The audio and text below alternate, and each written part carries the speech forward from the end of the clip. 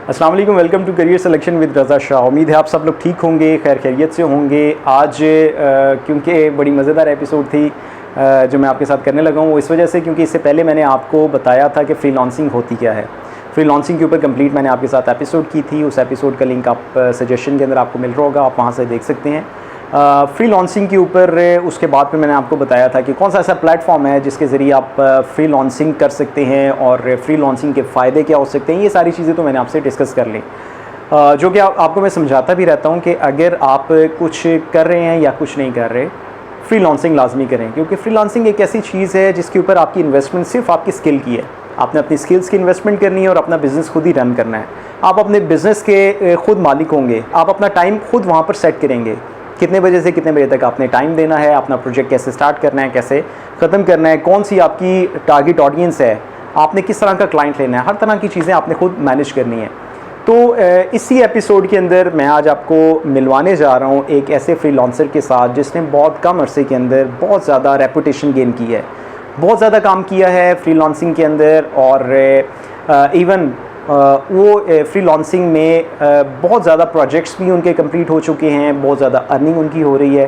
तो ये मिलवाने का मकसद ये है, उनके साथ बात करवाने का मकसद ये है कि ऐसे लोग जो इंस्पायर नहीं हो पाते हैं, तो वो ऐसे लोगों से मिलकर इंस्पायर हों, क्योंकि मेरा मकसद यही है कि मैं आपको इंस्पायर करूं। वो सब लोग जो कि अभी तक कुछ नहीं कर रहे हैं, वो कुछ करना शुरू हो जाएं। ऐसे स्टूडेंट्स जो कि सिर्फ पढ़ रहे हैं, पढ़ने के साथ मैं चाहता हूं कि आप अपनी फ्रीलांसिंग भी करें। एक चीज़ आपने याद रखनी है कि फ्रीलांसिंग का मकसद पैसा कमाना तो होता है, लेकिन दूसरी जो सबसे बड़ी चीज़ ये होती है कि आप अपने स्किल को यूटिलाइज़ कर रहे हैं, किसी को फ़ायदा दे रहे होते हैं। ऐसे बहुत से लोग हैं जो कि मार्केट में नहीं जा सकते हैं, जिनके पास टाइम नहीं होता कि वो जाके मार्केट को सर्च करें, मार्केट्स पे जाकर वो अपनी मर्ज़ी का काम करवा सकें। उनके लिए आप एक फैसिलिटी भी प्रोवाइड कर रहे होते हैं। तो इट मीन्स कि जहाँ पर आप पैसा कमा रहे हैं, वहाँ पर आप किसी के लिए एक अच्छा काम भी कर रहे हैं। किसी के लिए अच्छी सोच रखना भी एक बहुत बड़ी इबादत होती है। तो इस वजह से आप ऐसी चीज़ों के बारे में सोचें और ऐसी चीज़ों के साथ अपना काम शुरू करें। तो चलते हैं अपने गेस्ट की तरफ, जिन्होंने फ्रीलांसिंग के अंदर बहुत ज़्यादा काम किया है, क्या क्या काम किया है, तो इसके ऊपर उनसे बात करते हैं। सबसे पहले मैं आपको वेलकम करता हूँ अपने प्रोग्राम के अंदर, और आपको कहता हूँ कि अपने आप को आप इंट्रोड्यूस करें और बताएं कि आप फ्रीलांसिंग कहाँ कहाँ पे कर रहे हैं। अकीद हसन मेरा नाम है, और फ्रीलांसिंग मैंने तकरीबन 2017 में के स्टार्ट की थी, शुरू की थी। मैं फ्रीलांसिंग बेसिकली ज़्यादा फ्रीलांसिंग जो है ना, वो 2 प्लेटफॉर्म्स पे कर रहा हूँ। पहला प्लेटफॉर्म है जिस पे मैं काफ़ी ज़्यादा एक्टिव रहता हूँ, वो अपवर्क।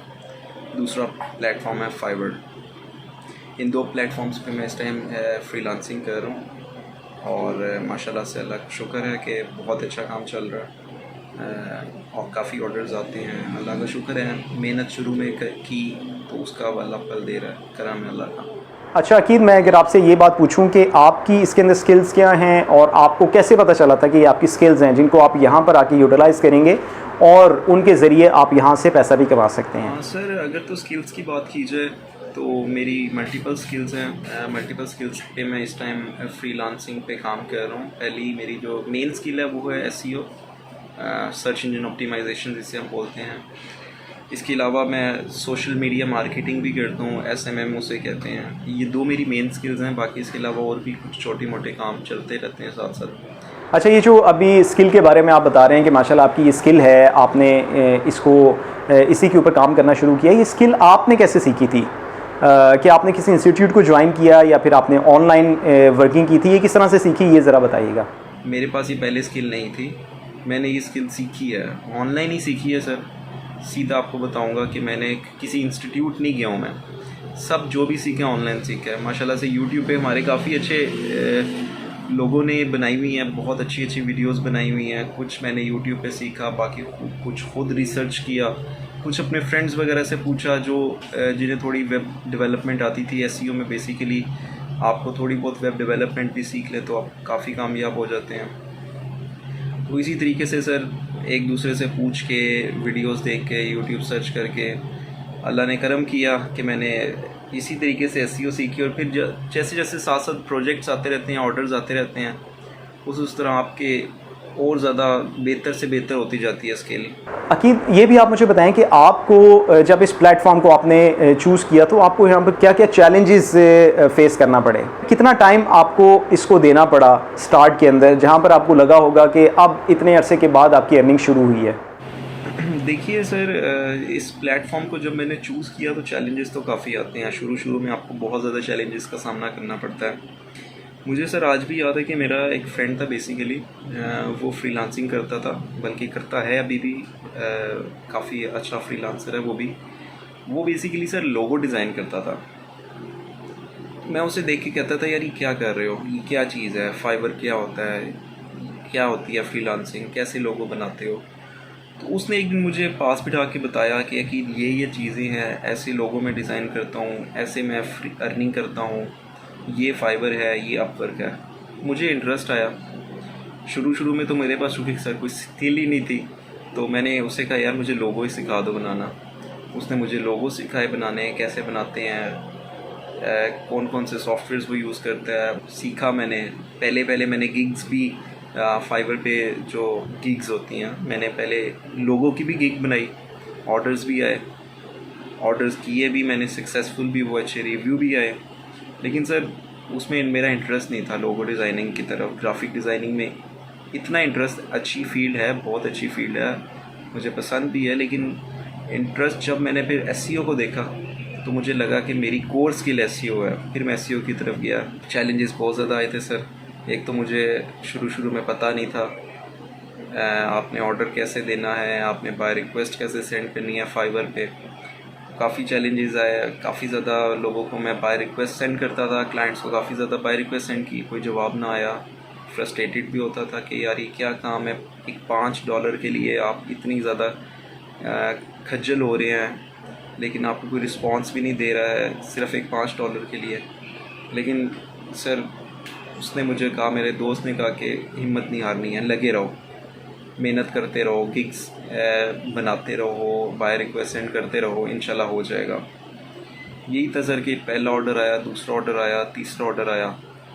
3 जब ऑर्डर हो गए, उन्होंने अच्छे रिव्यूज़ दिए, उसके बाद कुछ हद तक गिग रैंक करना स्टार्ट हुई, और उसके बाद फिर क्लाइंट्स के मैसेजेस आना स्टार्ट हो गए अपने काम से मुतल्लिक कि हमारा ही काम है, आप करेंगे क्या, ये वो। तो फिर सर अल्लाह ने मदद की और आहिस्ता मेरा काम बढ़ता गया। फिर अल्लाह का शुक्र है कि आज मैं काफ़ी ज़्यादा सक्सेसफुल हूँ फाइवर और अपवर्क दोनों पे। एक सवाल का जवाब मुझे आपसे चाहिए कि आपने ये इंस्पिरेशन ली कहाँ से थी, कैसे आप इंस्पायर हुए थे इस काम से, या फिर आपको आइडिया कैसे आया था कि आपने फ्रीलांसिंग स्टार्ट करनी है? मेरी फ़र्स्ट इंस्पिरेशन तो मेरा दोस्त ही था सर। उसको कामयाब देख कर मेरा भी दिल किया कि यार मैं भी आऊँ इस प्लेटफॉर्म पे, इस फ्रीलांसिंग करूँ मैं भी, कि होती क्या चीज़ है, अर्निंग कैसे होती है। जैसा कि मैंने बताया कि सर शुरू में मैं ग्राफिक डिज़ाइनिंग की तरफ ही आया था, लोगो डिज़ाइन करता था। तो इंस्पिरेशन मेरी सर जो उसके बाद जब मैंने मार्केट सर्च की कि मार्केट में कौन है बड़े लेवल पे पाकिस्तान में, तो सर मेरे सामने सर हशाम सरवर का नाम आया, सर इमरान अली दीना का नाम आया, कि ये दो हमारे माशाल्लाह से इस टाइम भी प्रेजेंटली दो बहुत बड़े फ्रीलांसर हैं हमारे पास।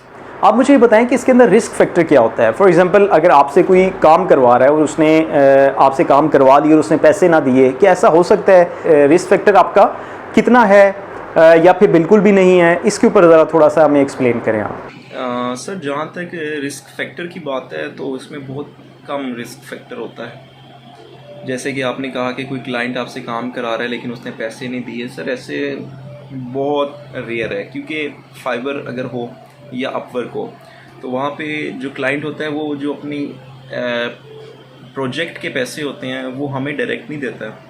अगर फाइवर में है तो वो फाइवर के अकाउंट में जाएगा, और अगर अपवर्क में है तो वो एसरो में जाएगा। ये एक किस्म का आप कह लें कि ये फाइवर या अपवर्क का बैंक अकाउंट है।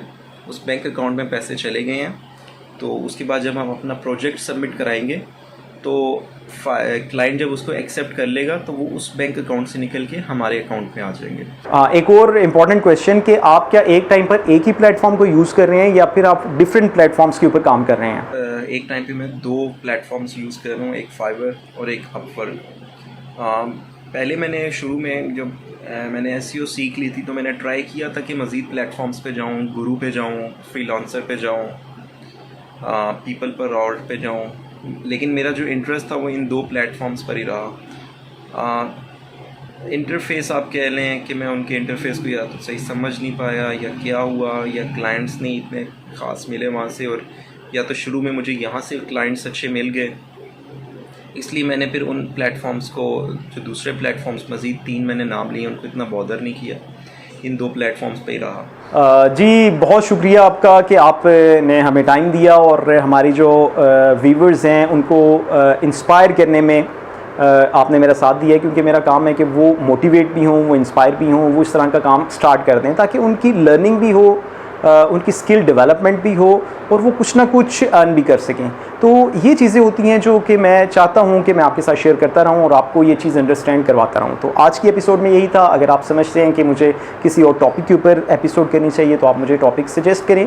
कोई क्वेश्चन हो तो आप मुझसे पूछ सकते हैं। Thank you very much.